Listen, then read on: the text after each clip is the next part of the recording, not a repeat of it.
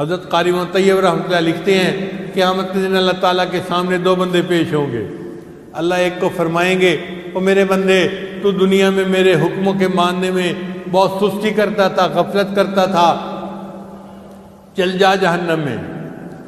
جب اس کو جہنم جانے کا حکم ملے گا تو وہ تیزی کے ساتھ جہنم کی طرف جانا شروع کر دے گا۔ دوسرے بندے کو بھی یہی فرمائیں گے چل جہنم میں، وہ بھی جہنم کی طرف جانا شروع کرے گا۔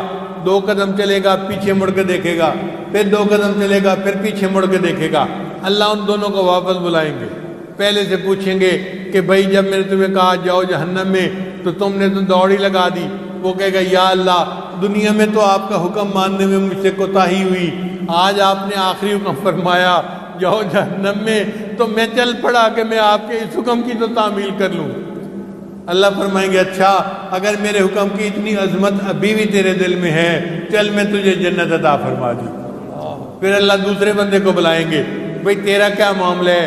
2 قدم چلتا تھا پیچھے مڑ کے دیکھتا تھا، 2 قدم چلتا تھا پیچھے مڑ کے دیکھتا تھا۔ وہ کہے گا یا اللہ گناہ میں نے بڑے کیے مگر مجھے تیری رحمت سے امید بہت تھی، اگرچہ آپ نے مجھے جہنم جانے کا حکم دے دیا مگر میں 2 قدم چلتا تھا پیچھے مڑ کے دیکھتا تھا شاید آپ کی رحمت جوش میں آ جائے، پھر دیکھتا تھا پیچھے شاید آپ کی رحمت جوش میں آ جائے۔